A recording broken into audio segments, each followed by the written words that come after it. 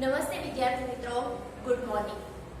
ધોરણ 6 વિષય ગણિત એની અંદર આપણે જોઈએ છે ચેપ્ટર 3 સંખ્યા સાથે રમત। તો અહીંયા આપણને રમવાનું કીધું છે, પણ કોની સાથે? તો કે સંખ્યા સાથે રમવાનું છે। કેવી સંખ્યાઓ? તો કે આ ચેપ્ટરની અંદર આપણે જોવાના છે અવયવ, અવયવી, વિભાજ્ય સંખ્યા, અવિભાજ્ય સંખ્યાઓ। ત્યાર પછી આવી બધી સંખ્યાઓ જે છે, એકી સંખ્યા, બેકી સંખ્યા, એ બધી સંખ્યાનું આપણે શું કરવાનું છે? અનુમાન કરવાનું, એટલે કે શીખવાનું છે। એવું ચેપ્ટરની અંદર આવે છે। તો અહીંયા આપણે એક તો કૌંસનું સાદુરૂપ આપતા શીખવાનું છે। ત્યાર પછી અવયવ, અવયવી, એટલે કે 2 3 4 5 6 7 કે 8 એવી 9 10 11 જે 11 સુધીની છે એની વિભાજ્યતાની આપણે ચાવીઓ પણ શીખવાની છે। પડી ગઈ સમજ? તો અહીંયા આ ચેપ્ટરની અંદર પહેલા તો અવયવ અને અવયવી કોને કહેવાય તે આપણે જોવાનું છે। તો અવયવ અને અવયવી કોને કહેવાય તેના વિશે હું અહીંયા જે માહિતી લખાવું છું તે તમારે ગણિતની બુકમાં લખવાની છે। પણ હા, નવું ચેપ્ટર છે આપણું, એટલે નવું ચેપ્ટર ગણિતના નોટમાં નવા પેજ ઉપરથી ચાલુ કરવાનું છે। ચેપ્ટરનું નામ આપવાનું છે ચેપ્ટર 3 સંખ્યા સાથે રમત। પડી ગઈ ખબર? લખાઈ જાય પછી નીચે તમારે શું કરવાનું છે? જે થિયરી લખાવું તે વ્યવસ્થિત સારા અક્ષરે લખવાની છે। તો ચાલો જોઈએ આપણે કે સંખ્યા સાથે રમતમાં શું આવે છે। તો એમાં પહેલા આપણે અવયવ અને અવયવી વિશે માહિતી મેળવીએ કે અવયવ કોને કહેવાય। તો પહેલો છે સંખ્યાનો અવયવ।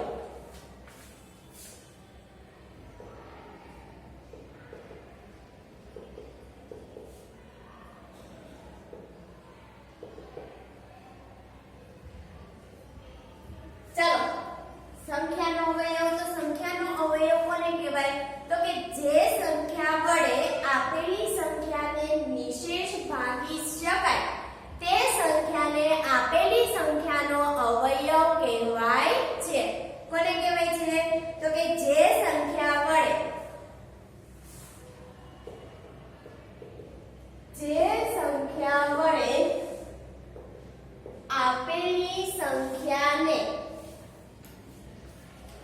આપેલી સંખ્યાને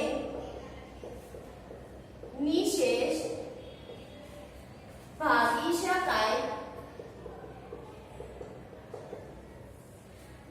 શકાય તે સંખ્યાને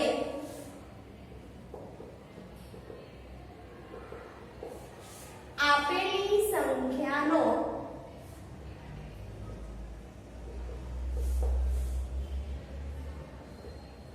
અવયવ કહેવાય।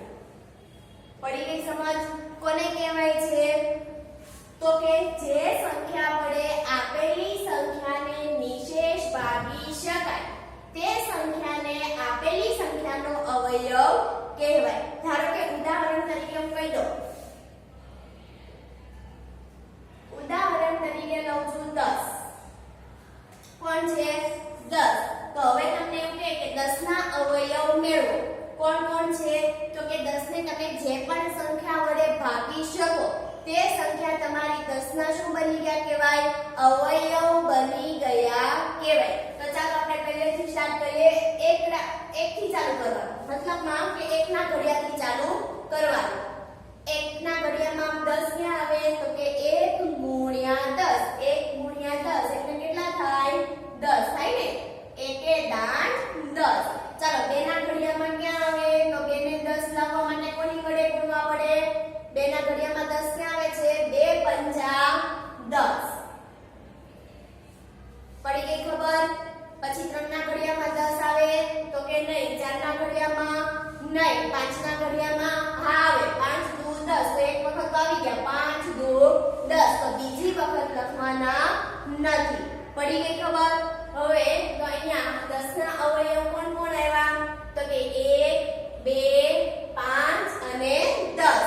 તો શું લખાશે કે 10 ના અવયવ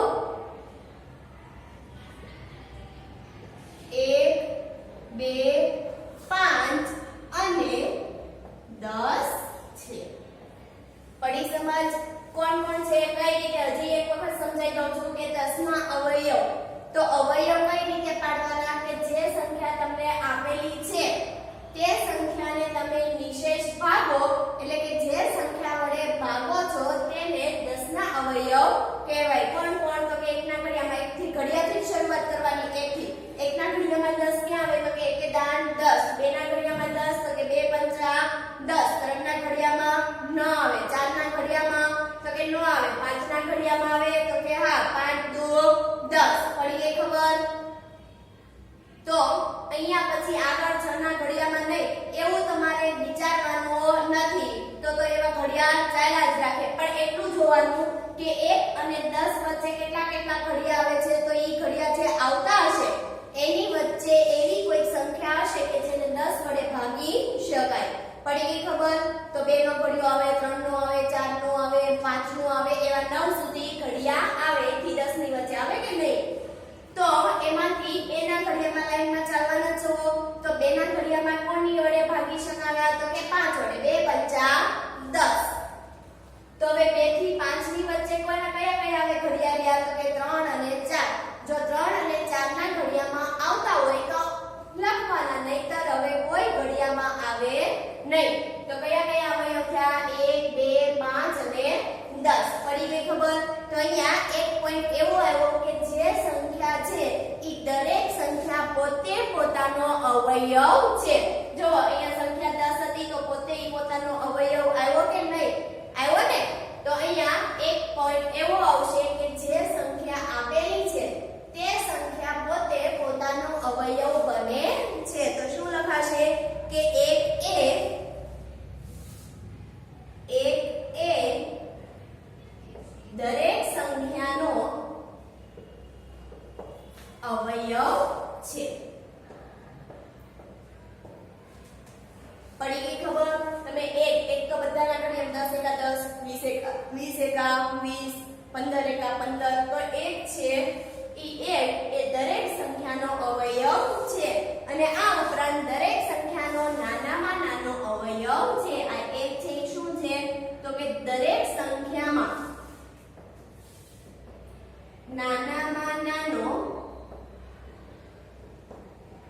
અવયવ છે પડે છે સમજ આ 1 છે ઈ દરેક સંખ્યામાં નાનામાં નાનો અવયવ છે ત્યાર પછી આપણને એવું કીધું કે દરેક સંખ્યા પોતે પોતાનો અવયવ છે જે મેં પહેલા વાત કરી હતી કે દરેક સંખ્યા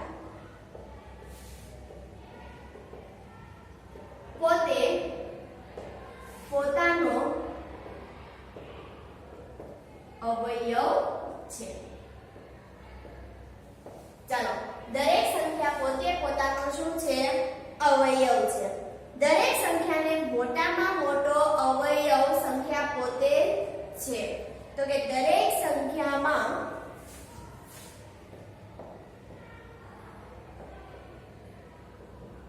મોટામાં મોટો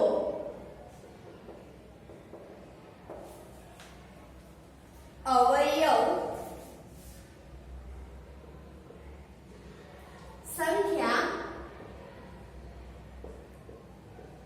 પોતે જ છે તમે જોઈ શકો છો અહીંયા ઉદાહરણ કીધું તો આમાંથી 1 2 5 અને 10 માં મોટો કોણ છે તો કે 10 તો એ આપણી સંખ્યા હતી તો કે દરેક સંખ્યા પોતે પોતાનો એક અવયવ બને છે અને દરેક સંખ્યામાં મોટામાં મોટો અવયવ કોણ હોય તો કે સંખ્યા પોતે જ હોય છે પડી ગઈ ખબર ત્યાર પછી એવું કીધેલું છે કે સંખ્યાને તેના અવયવ વડે નિશેષ ભાગી શકાય છે કે જે સંખ્યા આપેલી છે તે સંખ્યાને પોતાના અવયવ વડે નિશેષ ભાગી શકાય કે આ સંખ્યા છે તેના અવયવ 1 2 5 જે હતા તેને વડે આપણે ભાગી શકીએ 5 ને 10 ને ભાગવા હોય તો ભાગી શકાય 5 વડે પણ ભાગી શકાય અને 2 વડે પણ ભાગી શકાય છે એટલે શું કહેવાય કે સંખ્યાને પોતાના અવયવ વડે નિશેષ ભાગી શકાય છે સંખ્યાને તેના અવયવ વડે નિશેષ ભાગી શકાય પડી ગઈ ખબર આ આપણે મેળવી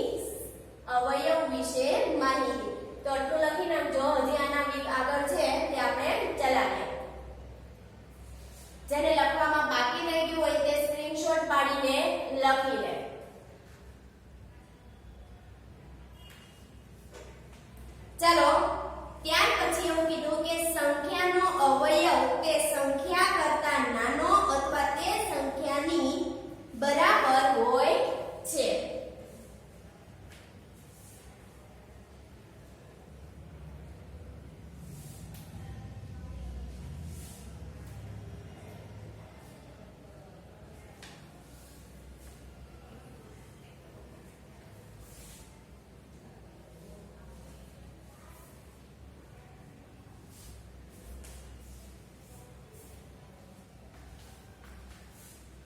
ચાલો શું કીધું છે તો કે સંખ્યાનો અવયવ તે સંખ્યા કરતા નાનો.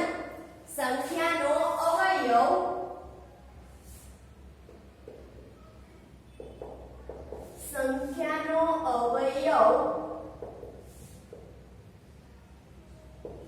તે સંખ્યા કરતા નાનો કે સંખ્યાની બરાબર હોય છે અથવા સંખ્યાની બરાબર હોય છે.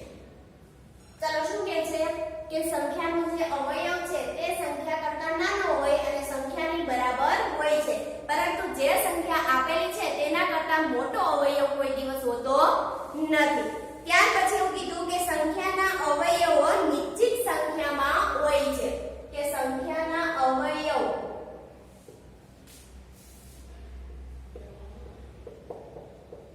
નિશ્ચિત સંખ્યામાં હોય છે. ચાલો નિશ્ચિત એટલે કેવી ચોક્કસ સંખ્યામાં હોય છે. પડી ગઈ સમજ? તો આ હતા આપણા અવયવ. હવે આપણે જોવાનું છે સંખ્યાનો અવયવી. શું જોવાનું છે? સંખ્યાનો અવયવી.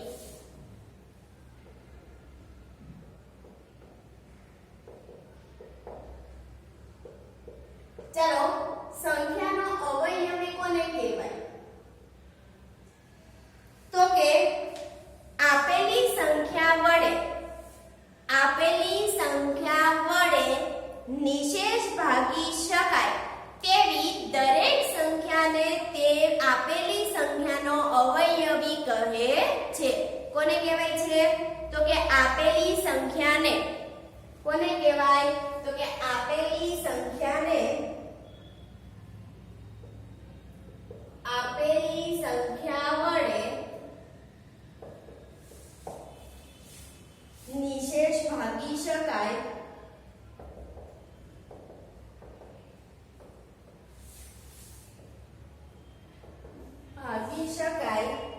તેવી દરેક સંખ્યાને આપેલી સંખ્યાનો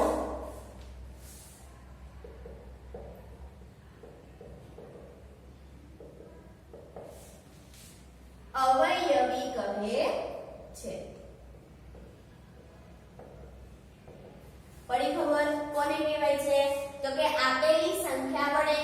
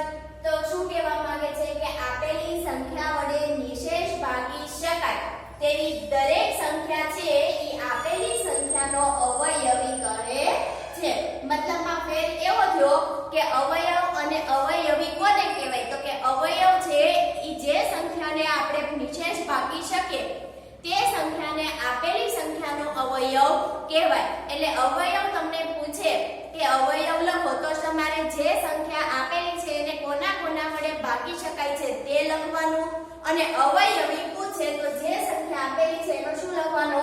ઘડિયો લખવાનો. જેટલા તમને અવયવી માંગ્યા હોય તેટલા આપણે અવયવી લખવાના. પડી ગઈ ખબર? તો અહીંયા કોણ કોણ અવયવી થયા? તો કે 7 14 21 28 35 અને ડેશ ડેશ કર્યા છે. એનો મતલબ એવો કે અવયવી તમને અનંત સુધી મળી શકે છે. ગણ્યા હું એવું લખી શકું કે 7 14 21 28 35 ઈ 7 ના અવયવી છે.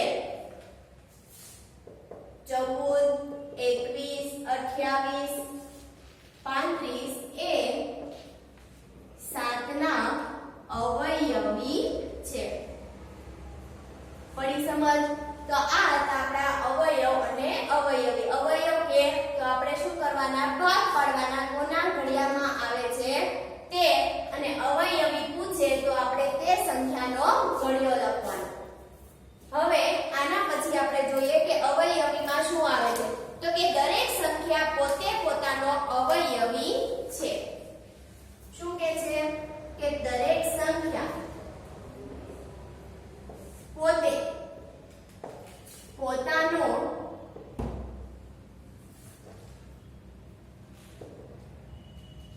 અવયવી છે.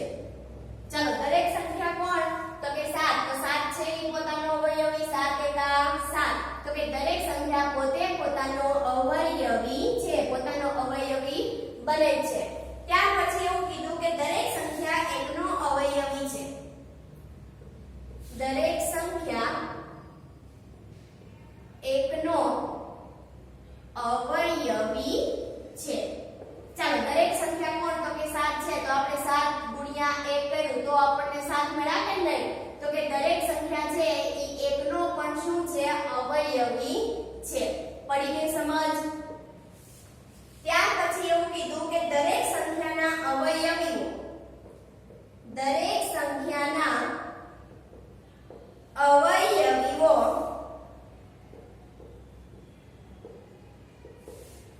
અસંખ્ય હોય છે.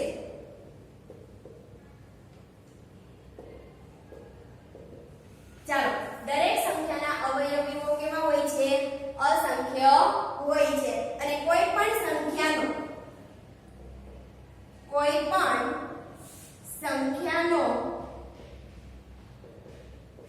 નાનામાં નાનો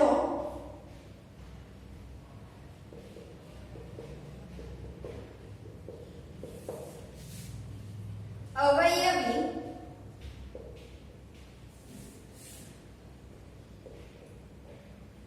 સંખ્યા પોતે જ છે. ચાલો શું કહે છે? કે દરેક સંખ્યાનો અવયવીઓ અસંખ્ય હોય છે. અવયવીઓ અસંખ્ય હોય એટલા માટે મોટો અવયવી મળે નહીં.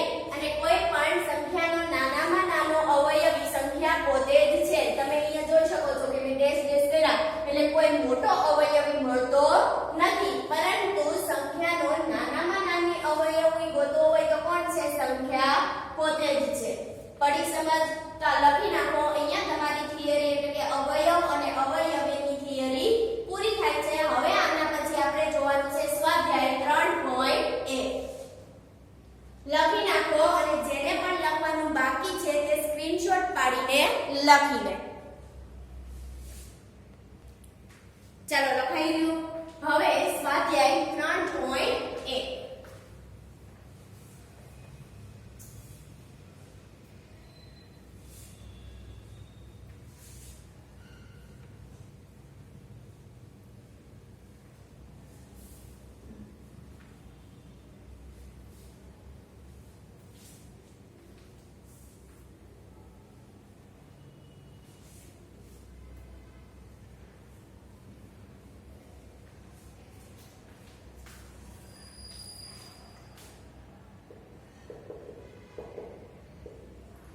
ચાલો સ્વાધ્યાય 3.1 એની અંદર શું કહે છે?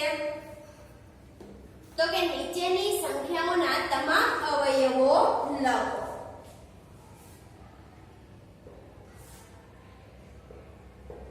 નીચેની સંખ્યાઓના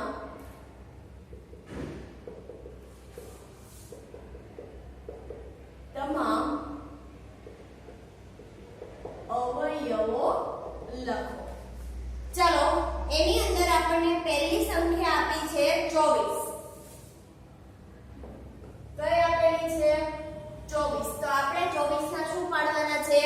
અવયવ પાડવાના છે. તો અવયવો પાડવા માટે આપણે શું કરવું પડશે?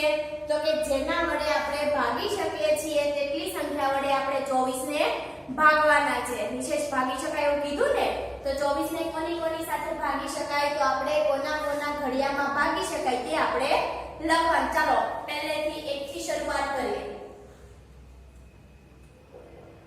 1 ના ઘડિયામાં 24 ને તો કે 1 ગુણ્યા 24 એટલે 24 એકા 24 થાય. ચાલો ત્યાર પછી 2 ના ઘડિયામાં 24 ક્યાં આવે? 2 નો ઘડિયો બોલો 24 2 ના 20 2 ગુણ્યા 11 એટલે 22 અને 2 ગુણ્યા 12 એટલે કેટલા થાય? 24 એટલે 12 દુ 24 થાય ને 12 ના ઘડિયામાં. ચાલો હવે 2 અને 12 આવ્યા તો 2 અને 12 ની વચ્ચે જેટલા પણ ઘડિયા હશે તેમાં ક્યાંય 24 આવતા હશે. ચાલો 3 ના ઘડિયામાં તો કે 3 સત્તા 21 3 અઠ્ઠા 24. તો 3 ના ઘડિયામાં પણ 24 આવે અને 8 ના ઘડિયામાં પણ 24 આવે. તો 3 અને 8 ની વચ્ચે કોણ કયો ઘડિયો આવે? તો કે 4 5 6 7 ચાર ઘડિયા આવે. 3 4 5 6 અને 7 ચાર ઘડિયા રહ્યા ને. ચાલો 3 પછી કોણ આવે? 4. તો 4 ના ઘડિયામાં ક્યાં 24 આવે તે જોઈએ. તો કે 4 એકા 4 એવા ક્યાં સુધી બોલવાના? 4 દુ 8 24 ન આવે ત્યાં સુધી. તો 4 ના ઘડિયામાં 24 ક્યાં આવે? 4 6 24. 6 ના ઘડિયામાં 6 જો 24 પડી ગઈ ખબર? તો હવે 4 અને 6 ની વચ્ચે કયો ઘડિયો બાકી રહ્યો? 5. તો 5 ના ઘડિયામાં 24 આવે નહીં. તો આ જે પણ પડ્યા એ શું પડ્યા? 24 ના અવયવો. તો લખવું હોય તો શું લખવાનું? કે 24 ના અવયવો 24 ના અવયવો કયા કયા છે? તો કે 1 2 3 4 6 8 12 અને 24. પડી ગઈ ખબર? આટલા અવયવો કોના છે?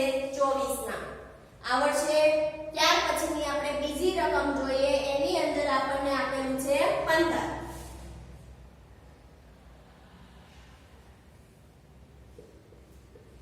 ચાલો 15 ના શું પાડવાના છે? આપણે અવયવ પાડવાના છે. ચાલો પાડીએ 15 ના અવયવો. એક તો પહેલા 1 ના ઘડિયામાં 1 ગુણ્યા 15. 2 ના ઘડિયામાં 15 આવે તો કે નહીં? 2 સત્તા 14 ને 2 અઠ્ઠા 16 નહીં. તો 15 ક્યાં આવે? 3 ના ઘડિયામાં તો કે 3 પંચા 15. પડી ગઈ ખબર? 3 પંચા 15. તો 3 અને 5 ની વચ્ચે કયો ઘડિયો બાકી રહ્યો? 4 નંબરનો. તો 4 ના ઘડિયામાં 15 આવે નહીં. કેમ નો આવે? તો કે 4 દુ 8 4 તેરી 12 અને ચોકે ચોકે 16. તો 15 આવતા નથી. તો આપણે 15 ના અવયવો કયા કયા થયા? 1 3 5 અને 15. તો અહીંયા શું લખાશે? 15 ના અવયવ 1 3 5 અને 15. પડી ગઈ સમજ? ત્યાર પછીનો આપણે ત્રીજો દાખલો જોઈએ. તો ત્રીજા દાખલામાં આપણને આપેલા છે 21. ચાલો 21 ના અવયવ પાડીએ. તો 1 ગુણ્યા 21 આટલું કામકાજ તો આપણે પહેલા કરી નાખવાનું. ચાલો 2 ના ઘડિયામાં 21 આવે તો કે નહીં? 21 છે એ એકી સંખ્યા છે અને 2 છે એ બેકી એટલે આપણે 21 ને 2 વડે ભાગી શકીએ નહીં. 3 ના ઘડિયામાં 21 ક્યાં આવે? તો કે 3 સત્તા 21. આવા અવયવ અને અવયવીઓ લખવા માટે ઘડિયા આપણને આવડવા જોઈએ. જો ઘડિયા નહીં આવડે તો તમને આ દાખલા પણ ગણવા કેવા છે? તમારી માટે મુશ્કેલ છે. એટલે આપણે સૌપ્રથમ તો પહેલા શું શીખવાનું છે? ઘડિયા લખતા બોલતા કે લખતા શીખવાનું છે. ઘડિયા આવડવા જોઈએ. ચાલો 3 થી 7 ની વચ્ચે કયો ઘડિયો રહી ગયો? તો કે 4 5 6. તો આ 3 ઘડિયાની અંદર કઈ આવે છે? 21. તે જોવાનું. આવે કોઈના ઘડિયામાં? 4 ના ઘડિયામાં 21 નહીં. 5 ના ઘડિયામાં પણ ન આવે અને 6 માં પણ ન આવે. તો 21 ના અવયવો કેટલા કેટલા પડ્યા? 1 3 7 અને 21. તો અહીંયા શું લખાશે? 21 ના અવયવ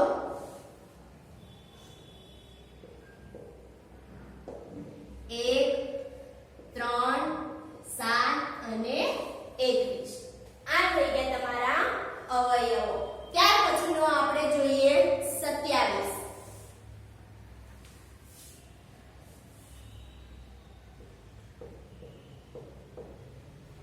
ચાલો 27 ના અવયવો પાડવા માટે શું કરવો પડશે? ઘડિયા બોલવા પડશે. 1 ના ઘડિયામાં 27 તો કે 1 ગુણ્યા 27.